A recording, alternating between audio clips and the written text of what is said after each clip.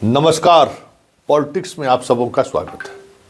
और आज हम पॉलिटिक्स में जिस पॉलिटिक्स की चर्चा करने जा रहे हैं उस पॉलिटिक्स को समझने के लिए एक वीडियो हम आपको दिखा रहे हैं, जो वीडियो एक रणनीति के तहत पब्लिक डोमेन में जारी किया गया है। आखिर इस वीडियो में है क्या, या फिर इसके जारी करने का मतलब क्या है, क्योंकि दोनों के सहारे ही इस जो बिहार की राजनीति में पॉलिटिक्स हो रहा है उसको समझा जा सकता है। कि दिल्ली में लोकसभा और राज्यसभा का सत्र चल रहा है। उस सत्र के दौरान एक ऐसी वीडियो सामने आई है जो नॉर्मल है। सत्र के दौरान ये कोई नई बात नहीं है। इस तरीके की वीडियो बनाना चाहें तो आप बना भी सकते हैं। सब लोग एक साथ बैठते भी हैं। बिहार का सांसद और जदयू का सांसद स्वाभाविक तौर पर एक दूसरे के साथ आते मिलते जुलते हैं, एक साथ रहते हैं, तो इस तरीके का वीडियो आ सकता है। लेकिन इस वीडियो के सहारे एक राजनीतिक संकेत भी है, इसलिए हम ये वीडियो आपको दिखाना चाहते हैं आवाज़ के साथ।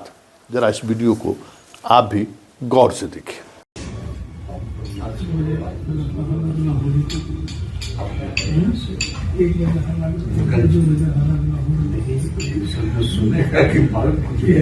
तो क्लास में यही हम लोग को हम लोग नहीं पता था। बात कर पता था कि कैसे कलाम साहब ने शिक्षा सर थोड़ा इधर देखिए, सर थोड़ा इधर आप होस्ट चैनल और फोटो ले रहे हैं। तो आपने देखा वीडियो में, और सामान्य बातें सिर्फ इतना ही है कि हरिवंश जी और ललन सिंह अगल बगल में बैठे हुए हैं और दोनों एक दूसरे को चुस्की ले रहे हैं।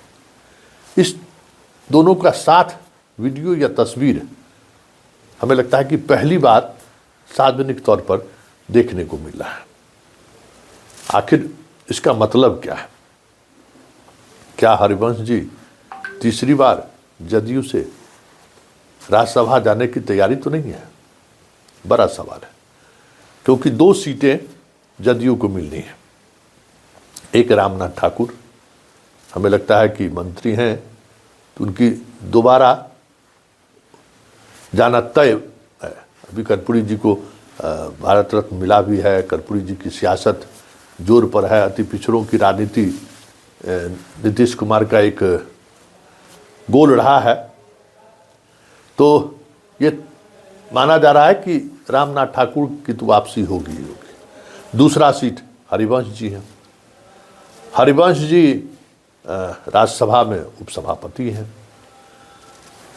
नीतीश से कहीं मोदी के करीब हैं, या मोदी के चाहने वाले लोग जो थिंक टैंक हैं उस पर हरिवंश जी का प्रभाव है।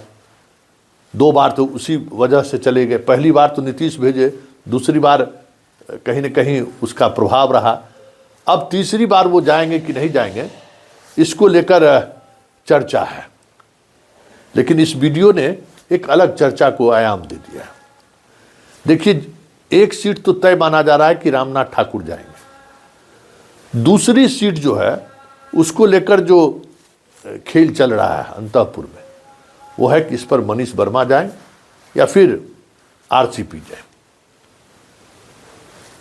दोनों के जाने का मतलब है कि बिहार से बाहर, बिहार में तो अभी वो राजनीति चल ही रही है जो राजनीति पिछड़ों की राजनीति है। लेकिन इन दोनों में से किसी के दिल्ली पहुंचने पर वो राजनीति, जो राजनीति खुलकर ललन सिंह या संजय झा कर पा रहे हैं, वो शायद नहीं कर पाए। तो क्या इस ठहाके के पीछे उसी रणनीति का हिस्सा तो नहीं है कि हरिवंश जी को तीसरी बार भी पार्लियामेंट का रास्ता दिखाई दिया जाए? और इसके लिए लॉबिंग शुरू है, क्योंकि संजय झा राज्यसभा के उपसभापति बनकर अपनी राजनीतिक कैरियर पर विराम लगाना नहीं चाहेंगे, क्योंकि वो एक ऐसा पद है जहाँ पे आप आसीन हो गए तो आपकी तमाम राजनीतिक गतिविधियाँ कह सकते हैं कि आप एक अलग दायरे में आ जाएगी। अब वहाँ से फिर आप उड़ान नहीं भर सकते। इसलिए संजय झा की कोशिश हमें लगता है कि ये है कि वहाँ अभी नहीं पहुँचना है। अभी जो बिहार की राजनीति है उस राजनीति में बने रहना जरूरी है। सैटरडे संडे को बिहार आना जरूरी है। नीतीश जी के राजनीति को कितने दूर तक खींचा जा सकता है ये बनाए रखने के लिए वो पद अनुकूल नहीं है, क्योंकि एक बात तो तय हो गया कि नीतीश कुमार के एग्जिट को लेकर जो प्लानिंग हो रही थी या जो प्लानिंग है अब वो होता हुआ दिख नहीं रहा है, क्योंकि सब के सब सहज है। भुजा पार्टी भी सहज है, बीजेपी भी सहज है। जिसको जो हो रहा है कर रहा है, जिसकी जो मर्जी वो चलाए जा रहा है। ऐसे में कोई ऐसा मुख्यमंत्री नहीं चाहेगा जो अपनी मनमर्जी चला ले, क्योंकि नीतीश कुमार के रहते हुए सब स्वतंत्र हैं, सब अपने अपने अनुसार चीज़ों को देख रहे हैं, अपने अपना अनुसार चीज़ों को कर रहे हैं। दोनों हाथ से गंगा स्नान हो रहा है। अगर ये मुख्यमंत्री बदले, दूसरा कोई आ गया तो ये तो संभव होता हुआ दिख नहीं रहा है। इसलिए बीजेपी हो चाहे जदयू हो, दोनों के लिए नीतीश जो है सभी कंफर्ट है, दोनों के लिए नीतीश सहज है। इसलिए दोनों अब गुट चाहने लगा है कि ये बने रहे। जितने दिनों तक बने रहेंगे उतने दिनों तक खेल चलता रहेगा। बदनामी नीतीश की होगी, घर मेरा भरेगा। जनता के बीच अलोकप्रिय नीतीश होंगे, दुबई में इन्वेस्टमेंट मेरा होगा। इससे बढ़िया और मौका क्या हो सकता है। इसलिए हर कोई गंगा में डुबकी लगाने को तैयार है। इसलिए सवाल ये है कि ये राजनीति जो बिहार की राजनीति है वो राजनीति दिल्ली ना पहुँचे। तो वो तो कोशिश शुरू हुई थी, एक दौर में कोशिश शुरू हुई, और आरसीपी को कम से कम जून तक आने नहीं देना है। इसके लिए तो हालांकि सब एक साथ एक मंच पर आ गए थे। उसमें श्रवण कुमार भी, मनीष वर्मा भी, कौशलेंद्र भी, सब लोग आ गए थे एक मंच पर। लेकिन ये जो नई विसात बिछाई जा रही है इन वीडियो के सहारे, ऐसे में हालांकि मनीष वर्मा को लेकर श्रवण कुमार भी सहज नहीं है, कौशलेंद्र भी सहज नहीं है, मतलब उनको लेकर वो सहजता नहीं है। ऐसे में नीतीश कुमार अगर वीटो लगा दे या नीतीश कुमार उस मनः स्थिति में रहें जब इन सब चीज़ों को खुद मॉनिटरिंग कर ले, तब तो फिर सियासत बदलेगी।